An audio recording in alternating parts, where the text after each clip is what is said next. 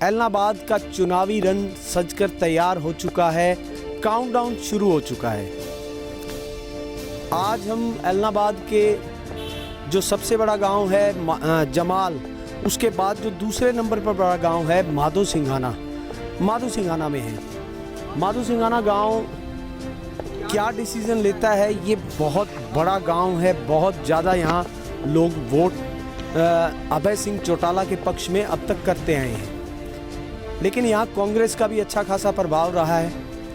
यहाँ सिरसा से सांसद रह चुके, हरियाणा कांग्रेस कमेटी के अध्यक्ष रह चुके डॉक्टर अशोक तंवर का भी बहुत अच्छा प्रभाव है। डॉक्टर अशोक तंवर किसकी सपोर्ट करते हैं? अभय सिंह चौटाला की करते हैं, क्योंकि वो खुद अपना एक मोर्चा बना चुके हैं, अपना भारत मोर्चा के नाम से। उन्होंने कांग्रेस के लिए क्या किया वो सब बातें बहुत लंबी बातें हैं।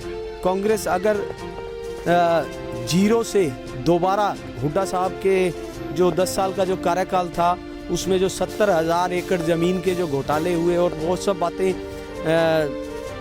जो सबको पता है कि 70,000 एकड़ ज़मीन के जो है एक्वायर का जो घोटाला हुआ और हुआ, वो एक बहुत बड़ी सारी एक बुक है मेरे पास, उसमें हुड्डा साहब के घोटालों की एक लिस्ट है पूरी। तो तंवर साहब को उन्होंने हटवाने के लिए कितना जोर लगाया, गुलाम नबी आज़ाद से लेके और बाकी सब बड़े नेताओं तक। लेकिन तंवर साहब के बारे में मैं आपको एक बात बताना चाहता हूँ कि तंवर साहब नेता नहीं है। अगर ये नेता होते तो इस चक्रव्यूह में कभी ना फंसते। ये इंसान दिल के साफ हैं। और एक बात मैं आपसे कह के और उसके बाद सीधा तंवर साहब से बातचीत करवाऊंगा आपकी कि तंवर साहब जैसा इंसान जो है ना, सिरसा के लोगों को दोबारा नहीं मिल सकता। इसीलिए सिरसा के लोगों को इनको अपने साथ पकड़ के रखना पड़ेगा। अब हम चलते हैं तंवर साहब के पास, क्योंकि तंवर साहब देखते हैं क्या डिसीजन लेते हैं कि किसकी सपोर्ट कर रहे हैं। तंवर साहब नमस्कार, कैसे हो भाई साहब? पत्रकारों का भी स्वागत है। इलेक्शन ठीक है, लोग किसान मजदूर गरीब के हित में जो लोग फैसला लेते हैं, ये हल्का एलनाबाद उन्हीं के साथ खड़ा होगा। और बाकी तो पिछले कुछ दिन से लगातार हमारा भी दौरा जारी है, हल्के में भी लोगों से मिलने का भी, और अगले 2-3 दिन में फैसला लेंगे हम भी। तंवर साहब एक बात अभी सुर्खियों में आई नहीं, लेकिन थोड़ी थोड़ी मेरी कानों में पड़ी कि हो गई है डील। वो आगे वाला सेंटेंस तो आप ही कंप्लीट करके बताओ तो बढ़िया है। नहीं, डील तो करते ही रहते हैं। ये राजनीति बदनाम भी इसलिए है क्योंकि यहाँ डीलर ज़्यादा हो गए हैं। सिद्धांतों की, नैतिकता की, विचारधारा की, मूल्यों की राजनीति करने वाले कम बचे हैं। और आपने कहा कि हो गई है डील, तो अगर हो गई है डील जो आप कह रहे हो, तो मैं यही कहूँगा एलनाबाद के लोगों से, हरियाणा के लोगों से कि मत छोड़ना ढील, क्योंकि हो गई है डील। तो भाई जो ये डील कर रहे हैं ना, इनका वोट की ताकत के माध्यम से पक्के वाला इलाज कर दो, और ऐसा इलाज कर दो कि ये तीनों कृषि काले कानून अगले 1 महीने के अंदर अंदर केंद्र की सरकार, मोदी सरकार को वापस लेने पड़े, और एमएसपी का कानून वो बना करके किसान को राहत मिले। तंवर साहब क्या मानते हैं, 2024 तक किसान आंदोलन जारी रहेगा? देखिए, ये तो किसान बंधुओं को फैसला करना है, और सरकार कितनी हठधर्मिता अपनाती है, कितनी निरंकुश हो जाती है, सुन तो रही नहीं है। सच्चाई है कि 700-800 लोग बॉर्डर पे मारे जाएं, 11 महीने उनको बैठे हुए हो जाएं, उसके बाद भी हरियाणा प्रदेश के मुख्यमंत्री कहें कि भाई लठ उठा लो किसानों का इलाज करने के लिए, और वहाँ फिर वो कुचलना शुरू कर दें। लखीमपुर खीरी के अंदर, हमारे अम्बाला के अंदर भी उसी तरीके का दुस्साहस भारतीय जनता पार्टी के नेताओं ने किया, सांसद के लोगों ने किया कि किसानों को कुचलने का। तो देखना तो पड़ेगा। अगर वापस ही अगर बिल्कुल लाठीचार्ज तो जगह जगह, पीपली हो, यहाँ हो, जगह जगह हिसार के अंदर हो, लोगों को खूब प्रताड़ित करने की कोशिश की। लेकिन जो अन्नदाता देश का पेट भरता है, ज़मीन को सींच करके उसको चीर करके अन्न पैदा करता है, उसी परिवार के लोग बॉर्डरों की रक्षा करते हैं, तो वो ऐसे सरकारी तामझाम के आगे मैं समझता हूँ कि पूरी मजबूती से लड़ाई लड़ रहे हैं। ये बहुत हौसले की बात है और ये लड़ाई ऐसे ही जारी रखनी चाहिए। इलाहाबाद का जो चुनाव आया है वो इस लड़ाई को और मजबूत मुझे लगता है कि आने वाले समय में करेगा। तंवर साहब, क्या लगता है अभय सिंह चौटाला कितने हजार वोटों से जीतने वाले हैं? देखो, ये तो इलाहाबाद के लोग तय करेंगे कि किसकी जीत होगी, लेकिन मैं जितने गांव में गया, जितने लोगों से मिला, मेरे को ये लगता है कि यहाँ किसान हितों की जीत होगी, किसान के मुद्दों की जीत होगी।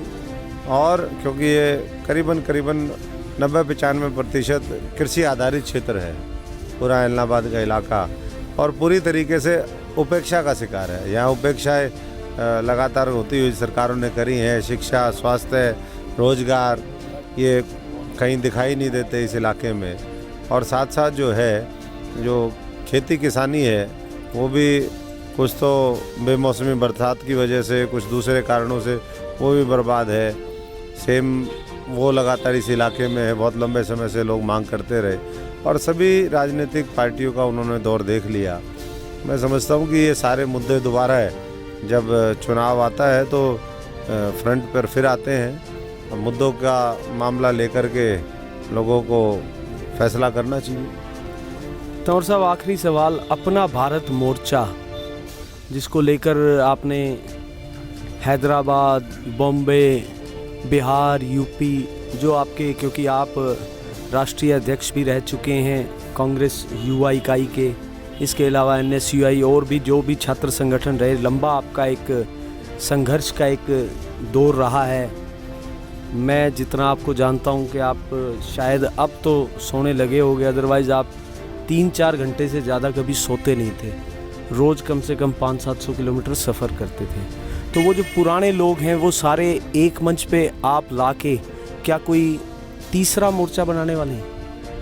देखिए, मैंने तो ये कहा कि कांग्रेस और बीजेपी दोनों के अलावा देश में लोग विकल्प की तलाश में हैं। इस हरियाणा में भी तलाश में है, और जहाँ उनका एक बार मन और विश्वास टिक जाएगा तो अपने आप नया मोर्चा और नया विकल्प तैयार हो जाएगा। तो कोशिश हमारी है कि अच्छे लोगों को, साधारण परिवार के, ग्रामीण पृष्ठभूमि के, पढ़े लिखे जो नौजवान साथी हैं जिनका देश और समाज के लिए जज्बा है, उन साथियों को चिन्हित करके उनको लीडरशिप रोल हम सब लोग मिल कर के दें और एक नया नेतृत्व इस देश के लिए तैयार कर सकें, इस हरियाणा के लिए तैयार कर सकें। और यही अपना भारत मोर्चे का हमारा उद्देश्य है कि कुछ नया किया जाए, कुछ अच्छा किया जाए, कुछ बड़ा किया जाए, ताकि ये देश बच सके।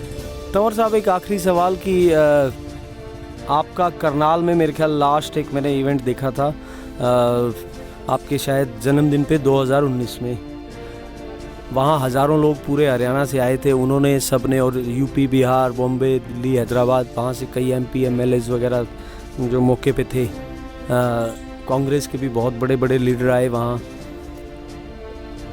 आप क्या समझते हैं कि आपने उनमें से कुछ लोगों को चिन्हित किया कि ये लोग मेरे साथ चल के एक मजबूत विकल्प पूरे देश के लोगों को दे सकते हैं?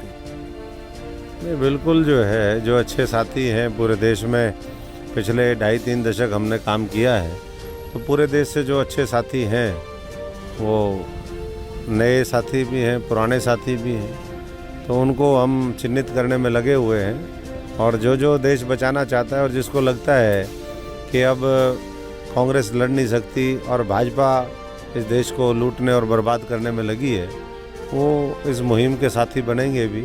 और जिन प्रदेशों में हमने अपना भारत मोर्चा लॉन्च किया है, वहाँ नए सिरे से काम शुरू है और एक अच्छा दखल जो है वो अपना भारत मोर्चे का देश की राजनीति में भी, हरियाणा की राजनीति में भी, और जिन जिन प्रदेशों में हम गए हैं वहाँ भी रहेगा। अब ये जो 5 राज्यों के चुनाव हैं, इसके बाद मुझे लगता है कि और बहुत देश के जो है वो राजनीतिक समीकरण बदलेंगे और कांग्रेस पार्टी आज जितनी है वो गद्दारों की मेहरबानी से।